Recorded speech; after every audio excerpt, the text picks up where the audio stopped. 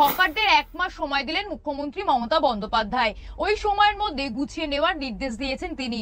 হকারদের উদ্দেশ্যে মুখ্যমন্ত্রী বলেন, আমি 1 মাস সময় দিচ্ছি, সেই নির্দিষ্ট সময়ের মধ্যে সব গোছাতে শুরু করুন। রাস্তা পরিষ্কার রাখতে হবে, আমাদের সার্ভে চালু থাকবে, আপনাদের কোথায় জায়গা দেওয়া হবে তা সরকার দেখবে, গোডাউনের ব্যবস্থাও করা হবে, তবে রাস্তা দখল করা যাবে না। কথা হকাররাই শুধু ফুটপাত দখল করে আছে বিষয়টা নয়, নিশ্চয়ই আছে, কিন্তু বহু দোকানদার যারা দোকানের মাল ফুটপাতের উপরে এনে রেখে এবং দোকান কনস্ট্রাকশন করে ফুটপাতের উপরে, মেডিকেল কলেজের সামনে আমরা বারবার কমপ্লেন করেছি, ইন্সপেকশন হয়েছে, এন্টায়ার সেন্ট্রাল কলকাতা, বড় বাজার, এই সব জায়গায় দোকানদাররাও ফুটপাত দখল করে আছে। এটা পুলিশকে হচ্ছে ফুটপাতের উপরে। এক সেকেন্ড, ফুটপাতের উপরে কার পার্কিং হচ্ছে? স্টেট বলে দাও, এটা কারো জমিদারি নয়। কার পার্কিং ইললিগালগুলো ভেঙে দিয়ে কোথায় কোথায় লিগাল করা যায় সেটা দেখো। সম্পন্ন যে স্টাইলে হয়েছে সেই স্টাইলে আর 5-7টা যদি হয়ে যায় তাহলে তোমার এই পার্কিং প্রবলেমটা সলভ হয়ে যাবে।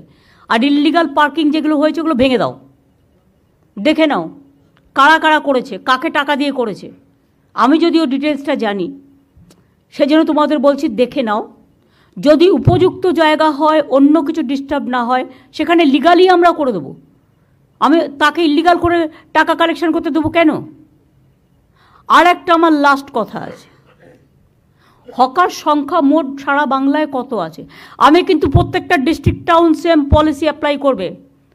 লোকাল হকাররা ডিসিশন নিয়ে রাস্তা ক্লিয়ার করবেন।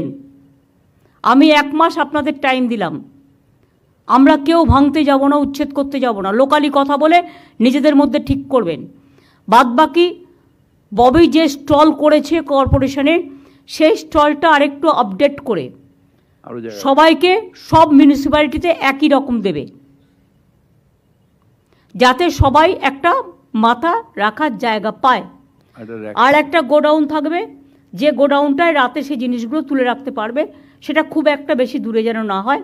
তার জন্য দরকার হয় 4-5টা ওই কাঠের যে ভ্যান গাড়িগুলো পাওয়া যায় সাইকেল দিয়ে, সেগুলো রেখে দেবে, তাতে করে নিয়ে যাবে, নিয়ে গিয়ে রেখে দেবে, নাম্বারিং করে দিবি। ঠিক আছে।